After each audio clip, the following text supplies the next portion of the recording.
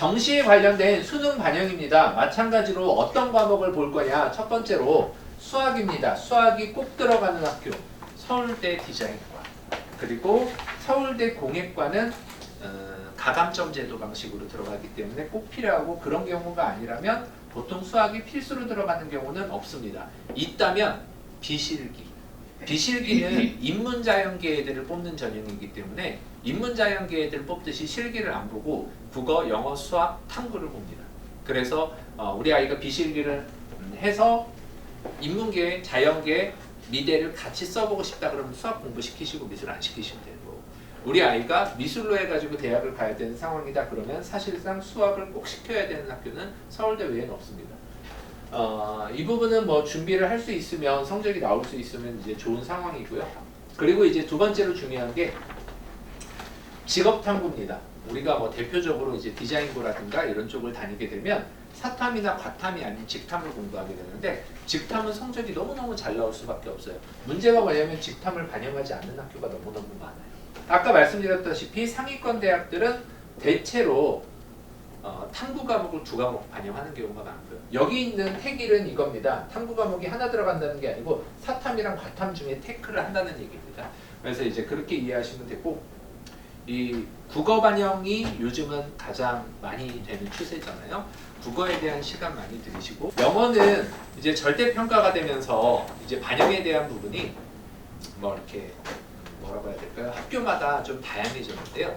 그러다 보니까 영어를 얼마만큼 해야 됩니다라는 척도를 어떻게 설명해 드려야 되나 이 부분을 과거에는 이제 절대평가로 처음 바뀌었을 때 고민을 했는데 입시 정시 지원 2년 정도 해보니까 딱 감이 오더라고요. 국탐 평균 등급 정도 나오면 큰 손해는 안 본다. 어차피 그 학교를 본다는 전제하에. 뭐 대단히 올라가도 학교가 막 바뀌진 않아요. 그런데 좀 떨어지면 약간 손해를 좀 보죠. 쉽게 얘기해서 우리 아이가 국탐 평균 2등급이다. 그러면 영어 2등급 나오면 크게 무리가 없다. 1등급 나오면 더 좋겠죠. 3등급 나오면 조금 아쉬워서 국탐에서 그 대학 보는 아이들 국탐 평균보다 조금 더 높아야겠죠. 만회를 하는 거죠. 쉽게 얘기해서. 우리 아이가 국탐 한 3등급 정도 나온다. 그럼 영어 3등급 정도 나오면 크게 무리가 없다. 이렇게 이해를 하시면 되겠습니다. 영어 등급에 대해서 반영되는 환산 점수가 대학마다 다르겠죠. 예를 들어서 건대 같은 경우는 200점 만점 기준일 때 3등급이 194점, 3등급 이하로 가는 학생은 좀 드무니까요. 4등급 190점, 이 정도 되는데 200점 만점 기준이니까 100점 만점 기준이라고 하면 1등급에서 3등급은 3점 차이. 이렇게 보시면 되겠고 이화여대 같은 경우는 반대로 1등급에서 3등급까지가 감점이 없이 그냥 동일한 점수. 이렇게 학교마다 다 다릅니다.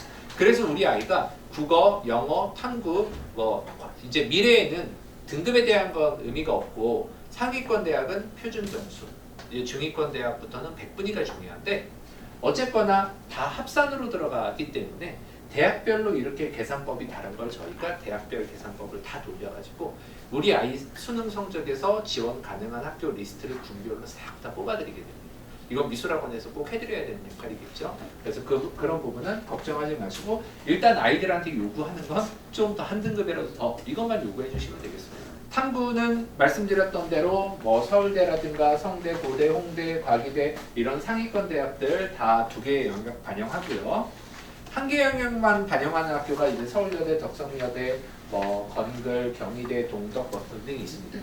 그래서 이제 고3 초, 중순 정도 되면 머리가 조금 잘 돌아가는 학생들은 이런 이야기를 하게 되죠. 엄마 저는 동덕여대가 목표인데 탐구가 한 과목만 들어가더라고요. 그럼 전 한 과목만 해도 될 것 같아요. 부담을 줄이고 싶은 거죠.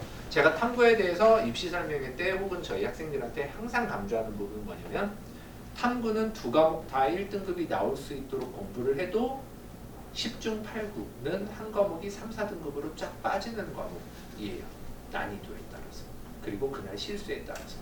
어떤 과목이고 어떤 난이도냐에 따라서 한 문제당 한 등급씩 빠지는 해도 있어요.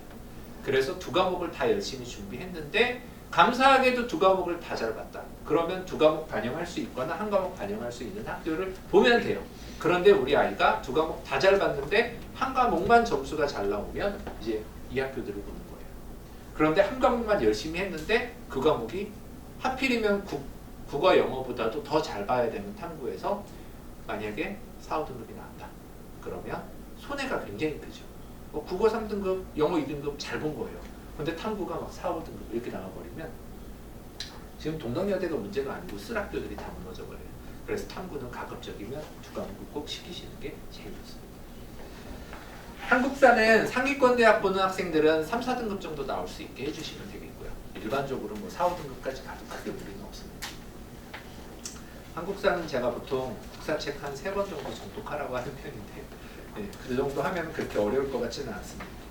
그래서 내신에서 수학을 필수로 반영하는 학교 상명대, 서울, 한성대, 한경대, 동양대, 혁성대. 내가 이 대학에 관심이 있고 이 대학들을 꼭 보게 될 것 같다. 그러면 수학과학 준비를 시키시면 되고요. 그리고 우리는 이 대학 말고서도 선택할 수 있는 수시에 맞는 대학이 있으니 굳이 수학과학을 그렇게 많이 하지는 않겠다라고 하면 패스하셔도 되고요. 정시에서 수학이 꼭 들어가는 학교는 서울대 디자인과 외에는 다 비실기 대학이다. 이렇게 생각하시면 되겠습니다.